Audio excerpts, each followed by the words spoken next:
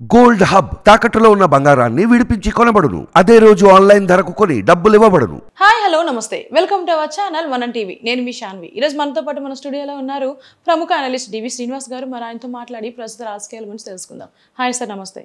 నమస్తే సార్, ఇప్పటి వరకు చూసుకుంటే ఏపీలో మొత్తంగా 9 మంది ఐఏఎస్ అండ్ ఐపీఎస్ అధికారుల మీద బదిలీ వేయడం జరిగింది. మరి ఈ రోజు ఏపీ ఇంటెలిజెన్స్ చీఫ్ అయిన పిఎస్ఆర్ ఆంజనేయులు గారి మీద, అలాగే క్రాంతిరత్న టాటా గారి మీద కూడా బదిలీ వేట అనేది పడింది. దీనికోసం ఏం మాట్లాడతారు? మొత్తం 11 మంది అధికారుల పైన వేటు పడింది.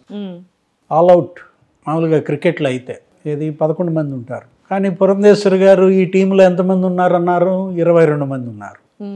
22 మంది మీద ఆమె కంప్లైంట్ చేసింది. 11 మంది ఇప్పుడు పక్కన పెట్టారనమాట. ఇంకా 11 మందిని పక్కన పెట్టాలా? ఇప్పుడు ఈరోజు తాజాగా ఇంటెలిజెన్స్ చీఫ్ పిఎస్ఆర్ ఆంజనేయుల పైన వేటుపడింది. విజయవాడ కమిషనర్ కాంతిరాణా టాటా పైన వేటుపడింది. ఇది గులకరాయి ఎపిసోడ్. ఏది? కాంతిరాణా గులకరాయి సింగనగర్లో ఇసిరిన గులకరాయి జగన్మోహన్ రెడ్డి కంటికి తగిలి ఎగిరి పక్కనున్న ఎల్లంపల్లి కన్ను పోగొట్టింది. అదేమో కానీ అది ఫీల్డ్ లెవెల్లో. ఇప్పుడు ఇంకా గులకరాయి దొరకలేదు. గులకరాయికి మళ్ళీ 2 బలి అయ్యారు. ఎవరు? కాంతిరాణా టాటా, పిఎస్ఆర్ ఆంజనేయులు. ఇది 5 ఏళ్ల శాపాలు వీళ్ళు ఇవాళ బలి అవ్వటం. ఇవాళది కాదు, వీళ్ళ యొక్క చరిత్ర మనం చూసినట్లయితే జగన్మోహన్ రెడ్డి సీఎం అయిన దగ్గర నుంచి ఇంటెలిజెన్స్ చీఫ్ పిఎస్ఆర్ ఆంజనేయులు ఆయన ఒక వైకాపా కార్యకర్తలాగా ఏ విధంగా అధికార పార్టీ సేవలో ఆయన ఉన్నారో మనం చూసాం. కోడెల శివప్రసాద్ ఆత్మహత్య చేసుకునే పరిస్థితి నుంచి మనం జేసీ బ్రదర్స్ పైన ఏ విధంగా కేసులు కానీ అనేక సందర్భాల్లో మనం తీసుకున్నట్లయితే వీళ్ళందరినీ కూడా ఎవరు? తెలుగుదేశం పార్టీ నాయకులు, మాజీ మంత్రులు, అభ్యర్థులు వాళ్ళని ఏ విధంగా బెదిరించడం, తప్పుడు కేసులు పెట్టడం. కోటంరెడ్డి శ్రీధర్ రెడ్డి ఆరోపించాడు. ఏమని? పిఎస్ఆర్ ఆంజనేయుల పైన ఫోన్ ట్యాపింగ్ ఆరోపణలు కూడా చేశారు. ఆయనకి ఎలా తెలిసింది నేను ఎవరితోనో ఫోన్లో మాట్లాడానని? వెంటనే నాకు ఫోన్ చేసి అడిగాడు అంటూ తన ఫోన్ ట్యాపింగ్ అవుతోందని అప్పట్లోనే శ్రీధర్ రెడ్డి ఆందోళన ప్రకటిస్తూ ఎవరిని బ్లేమ్ చేశారు? పిఎస్ఆర్ ఆంజనేయుల్ని బ్లేమ్ చేశారు. ఈ విధంగా మనం కాంతిరాణా టాటా కూడా అంతే. ఆయన భార్యకి ఏదో ఐఆర్ఎస్ ఆమెకి ఇక్కడ పోస్టింగ్ కోసం తను కూడా జగన్మోహన్ రెడ్డి భక్తజన బృందంలో చేరినట్టుగా ఏ విధంగా కాంతిరాణా టాటా కూడా అవుట్ రైట్గా అటు మంత్రి పెద్దిరెడ్డికి కానీ తర్వాత ముఖ్యమంత్రి జగన్మోహన్ రెడ్డి చెప్పు చేతల్లో పనిచేశారో కనపడుతున్నది ఇంట్లో. ఇట్లా ఎంతమందిని మారిస్తే ఈ సిస్టమ్ ట్రాక్లోకి వస్తుంది? ఒక్కళ్ళు కాదు, 2 కాదు, ఇప్పటికి 11 మంది, 3 ఐఏఎస్లు, 6 ఐపీఎస్లు. అది మొదటి విడత. ఇవాళ 2 ఐపీఎస్లు.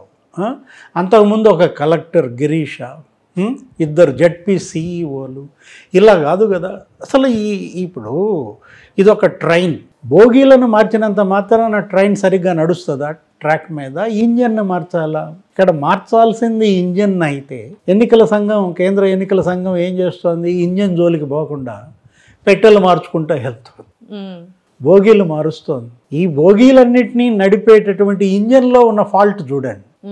ఇక్కడ పోలీస్ వ్యవస్థకి ఇంజన్ ఎవరు? డీజీపీ కసిరెడ్డి రాజేంద్రనాథ్ రెడ్డిని మాడిస్తే కొత్త ఇంజన్ పెట్టుకుంటే బ్రహ్మాండంగా వెళ్ళిపోతుంది అన్నమాట ఈ ట్రైన్. అట్లాగే ప్రభుత్వ యంత్రాంగానికి ఇంజన్ ఎవరు?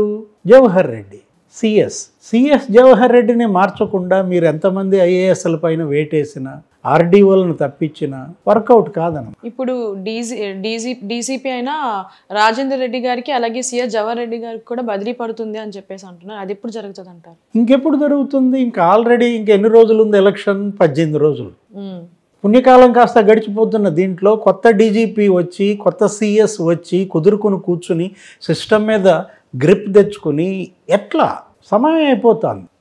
ఒకవైపేమో ప్రజల్లో ఒక భయం, ఆందోళన, మాకు భద్రత లేదు, రక్షణ లేదు, నిర్భయంగా తమ ఓటు హక్కు వినియోగించుకునే వాతావరణం ఆంధ్రప్రదేశ్లో లేదు. అలాంటి పరిస్థితుల్లో మరి వాళ్ళల్లో భరోసా ఎవరు కల్పించగలరు?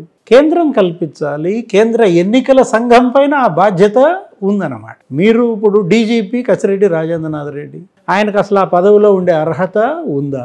11 మంది ఆయనకన్నా సీనియర్ ఐపీఎస్లను కాదని తన మనిషి అనే ఉద్దేశంతో ఇతన్ని తెచ్చుకొని పెట్టుకున్నారు. అప్పటి నుంచి మనం చూసాం పోలీసు వ్యవస్థ ఎంత గాడి తప్పిందో. మాజీ ముఖ్యమంత్రి పైన 5-6 చోట్ల అంగళ్ళు, ఎర్రగొండపాలెం, నందిగామ, జగ్గయ్యపేట, అమరావతి రాళ్ల దాడులు ఎలా వరుసపెట్టి చేశారో చూసాం. అసలు ముఖ్యమంత్రికే రక్షణ లేదు అని సింగ్నగర్ గులకరా ఇన్సిడెంటే చెప్పింది. ఇంతకన్నా డీజీపీని పక్కన పెట్టాల్సినటువంటి సమయం, సందర్భం ఎప్పుడు ఉండలేదా? ఇప్పుడు ఆయన ఇచ్చినటువంటి ఆదేశాలు చూస్తే ఎస్పీలందరూ, ఐజీలంతా కూడా బస్సు దగ్గర ఉండమంటున్నారు. సీఎం బస్సు యాత్రలో సీఎం బస్సు డోర్ తెరవగానే ఎస్పీ అక్కడ ప్రత్యక్షం అవ్వాలి, ఐజీ అక్కడ ప్రత్యక్షం అవ్వాలంటే ఇంకా వాళ్ళకి బాధ్యతలు లేవా? జిల్లా మొత్తం చూసుకోవాల్సిన పని లేదా?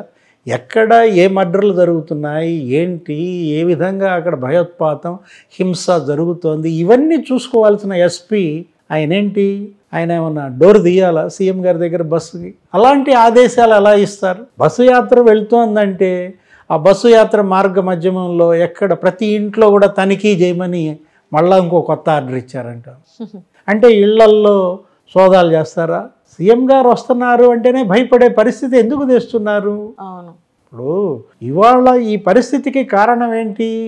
ఉన్నతాధికారుల యొక్క అసమర్థత, చేతగానితనమా, వీళ్ళ యొక్క బయాస్డ్, ఏది వివక్షపూరితంగా పనిచేయటం. అధికార పార్టీకి ఒక రకంగా, ప్రతిపక్షాల పట్ల మరో రకంగా పనిచేయడం వల్లే ఈ అనర్థం అన్నమాట.